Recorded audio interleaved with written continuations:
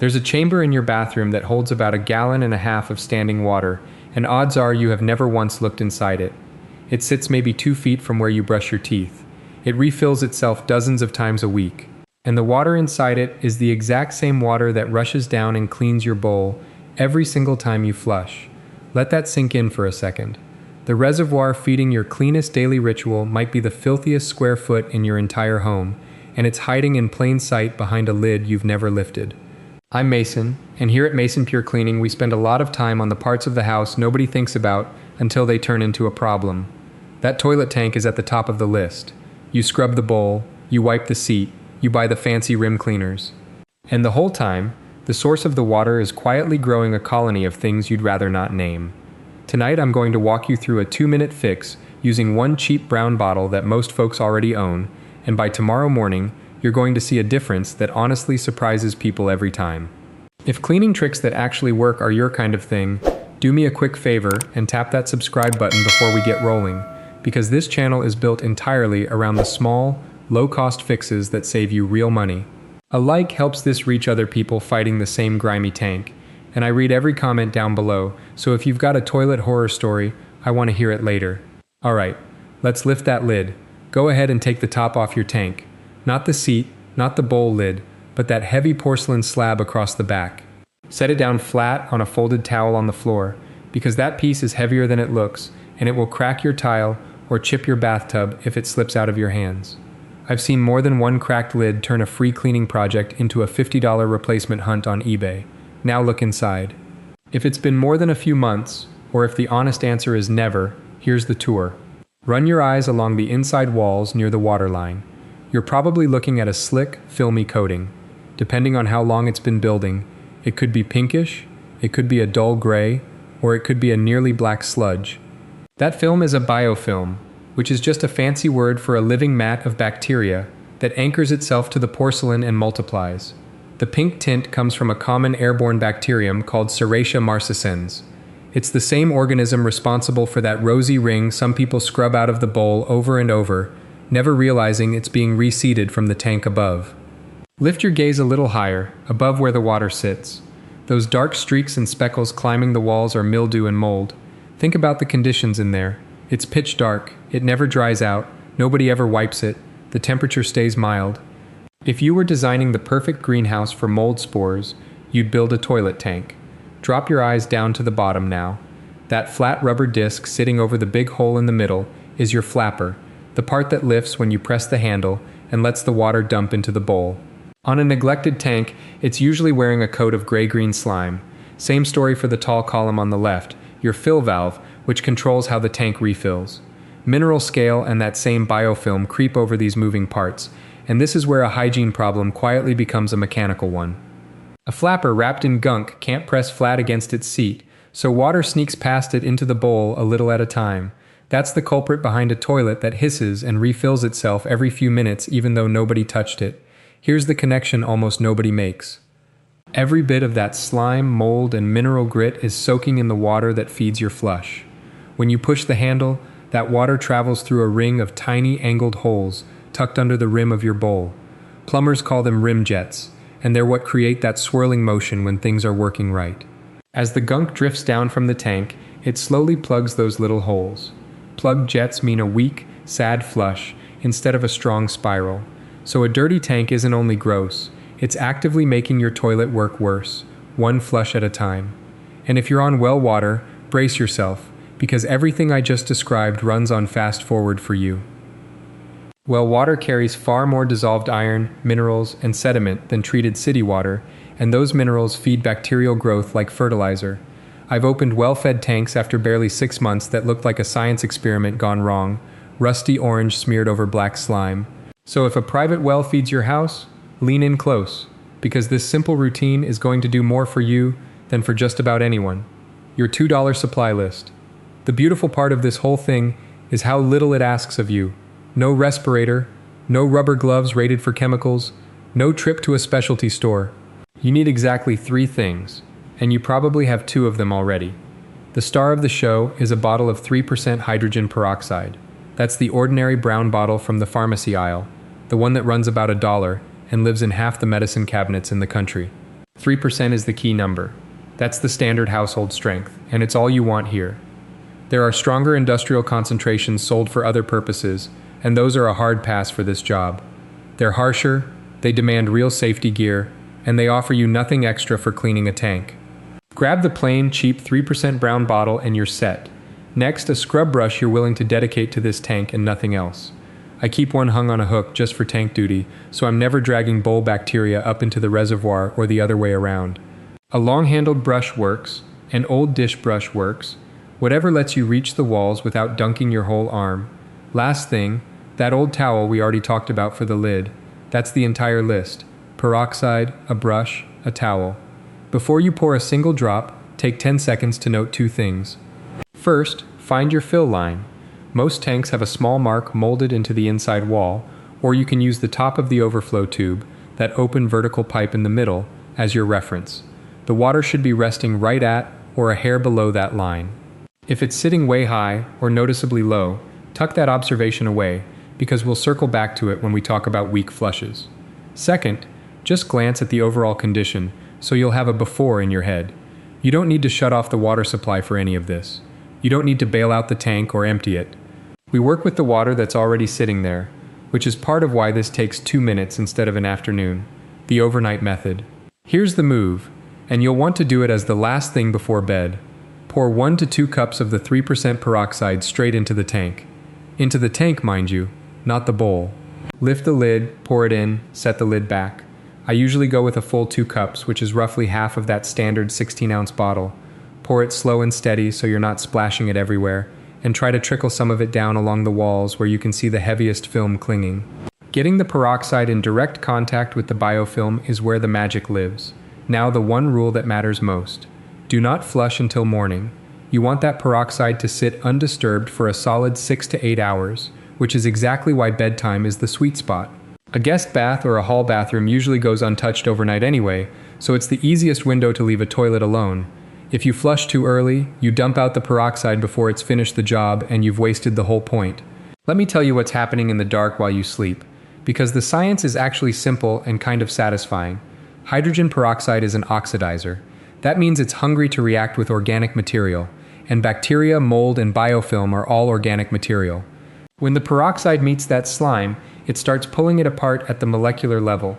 If you were to peek in an hour after pouring, you'd catch tiny bubbles fizzing up along the walls and over the flapper. Those bubbles are oxygen being released as the peroxide breaks down the living grime it's attacking. That fizz is your proof it's working. It's lifting the buildup off the porcelain and killing the colonies at the same time. There's a bonus effect too. That musty, swampy smell a neglected tank develops? The peroxide neutralizes it, so it's deodorizing while it disinfects. And here's the reason I trust it over harsher stuff. When hydrogen peroxide finishes reacting, it breaks down into nothing but water and oxygen. There's no toxic residue, no lingering chemical film. It's gentle on your pipes, it's fine for a septic system, and it won't harm the working parts inside the tank. It does its job and then it politely disappears.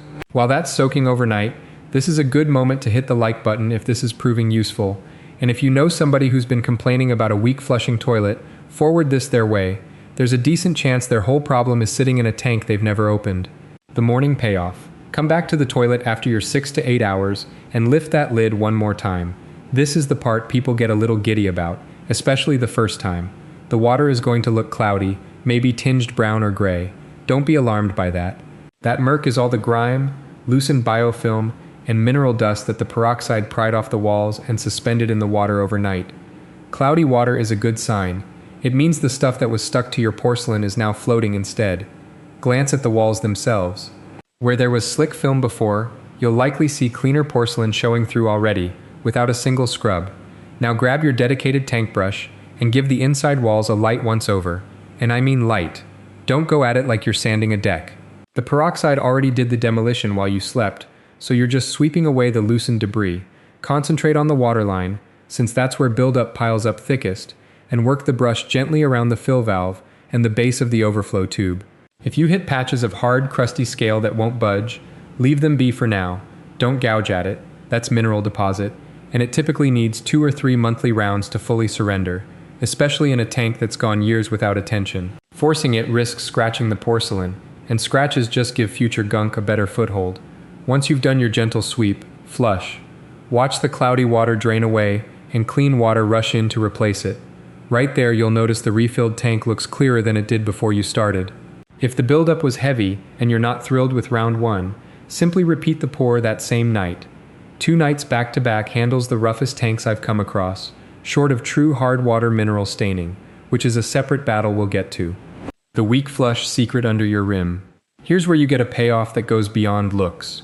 Remember those rim jets, the little angled holes ringing the underside of your bowl? Most toilets have somewhere between 12 and 24 of them. When they're clean, water fires through them and spins a tight, powerful swirl. When they're partly clogged with the same gunk that was migrating out of your tank, you get that limp, lazy flush that never quite clears the bowl and makes you reach for the handle a second time. Your overnight peroxide treatment already pushed a lot of loosened debris through those jets on the morning flush. But if you want to be thorough, here's my trick. Take a small handheld mirror, the kind from a makeup kit works fine, and angle it up inside the bowl so you can actually see the underside of the rim. Clogged jets look crusty, chalky, or half-plugged with buildup. Clear ones look like open little openings. If you spot blockage, straighten out a piece of stiff wire, an old coat hanger is perfect, or use a small Allen wrench, and gently work the tip into each jet to break the mineral crust loose. Take your time and hit every hole around the ring, then flush and watch. The jump in flushing power after clearing those jets is the thing folks get most excited about. I've had homeowners swear they were about to shell out for a whole new toilet, when all their old one needed was 20 minutes of tank cleaning and a wire run through a couple dozen tiny holes. The blue tablet betrayal. I need to have a serious talk with you about those drop-in tablets, because this one saves people real money. You know the ones. Those blue or white pucks you drop in the tank that dissolve slowly over weeks, tint the water a swimming pool blue, and make everything smell like a chlorinated pool deck. They feel like the responsible set-it-and-forget-it choice. And quietly, from the inside, they are chewing your toilet to pieces. Here's the mechanism. Most of those tablets are built around concentrated chlorine or bleach compounds, and once you drop one in, it sits in the tank dissolving non-stop, keeping a harsh chemical bath in constant contact with every part in there. Your flapper is rubber. Your gaskets and seals are rubber. The little diaphragm inside your fill valve is rubber. Concentrated chlorine sitting on rubber week after week makes it stiff, warped, brittle, and eventually it cracks and crumbles. I've swapped out more flappers and fill valves killed by these tablets than I could ever count. It's one of the most common reasons for that phantom running toilet, the one that surges for a few seconds every hour or so, because the flapper has gotten so degraded it no longer seals flat. And here's the kicker that catches people off guard. The toilet makers themselves warn against these things.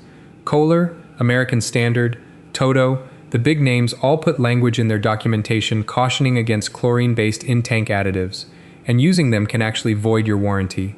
So you drop in a $3 tablet believing you're maintaining your toilet, and instead you're setting yourself up for a $150 valve and flapper replacement, plus a fat water bill from months of quiet leaking. 3% peroxide simply doesn't work that way. It sanitizes, kills the mold and bacteria, loosens the scale, and then breaks itself down into water and oxygen and clears out on the morning flush. It doesn't linger for weeks gnawing on your rubber parts. You add it, it works while you sleep, you flush it away. That's the whole difference in a sentence.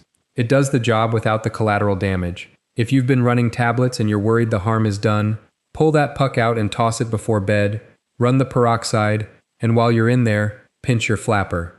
If it feels stiff, if it's warped, or if it leaves a black smudge on your fingers, it's already on its way out, and it's time for a fresh one. When things don't go perfectly, let me run through the snags people hit, because a fix is only good if it holds up when reality gets messy. If you do the overnight soak and the tank still looks rough in the morning, don't get discouraged and don't assume it failed. A tank that's gone years untouched, especially a well-fed one, is simply too far gone for a single pass. Repeat it the next night, and if needed, the night after that. 2 or 3 back-to-back treatments will clear even the grimmest cases I've run into.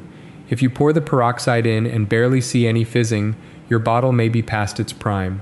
Peroxide loses strength over time, particularly once it's been opened and left sitting in a warm cabinet for a year or more.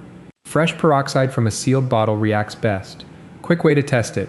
Pour a splash into a sink over any bit of residue, and if it bubbles up on contact, it's still active. Flat, silent peroxide means buy a new bottle.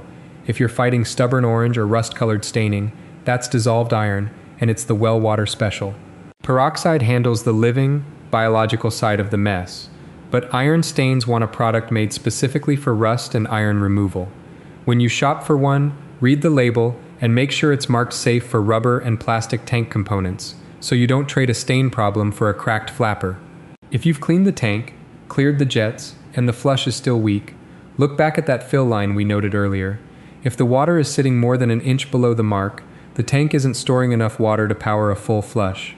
You can fix that by adjusting the fill valve, usually a screw or a clip, on top of that left-hand column. Turn or slide it a small amount, flush, and check where the water settles. Nudge it until the refill lands right at the fill line, no higher. And if you catch a rotten egg, sulfur smell wafting out of the tank, that's hydrogen sulfide, a sign of anaerobic bacteria somewhere in your water supply. The peroxide will knock the odor back for a while, but if it keeps returning, that's your water itself talking, not just the tank. Getting the water tested is worth it, especially on a well, since the real cure may be a whole house treatment upstream. Making it a habit. Let me hand you a maintenance rhythm simple enough that you'll actually stick with it, because a routine you abandon does nothing. Once a month, pour 1 to 2 cups of 3% peroxide into the tank before bed, and hold off flushing until morning. That's the whole program. 2 minutes of effort, roughly 50 cents of peroxide, 12 times a year. I run mine on the 1st of every month so it rides along with paying the bills and I never forget. Plenty of folks just set a recurring phone reminder. If you're on well water or you notice the film creeping back faster, bump it up to every 2 or 3 weeks. For most people on city water, monthly keeps things spotless. Treat it like changing your furnace filter, a tiny recurring chore that quietly heads off the big, expensive failures. And each time you've got that lid off anyway, spend 30 seconds on your flapper, because this is the inspection almost nobody does until water's already been pouring away for months. Press it gently with a finger. It should feel soft and springy, like a fresh rubber ball. Stiff, rigid, or crunchy means it's breaking down, and its days are numbered. Then lift it and run a finger around the seat it rests on, that ring at the bottom.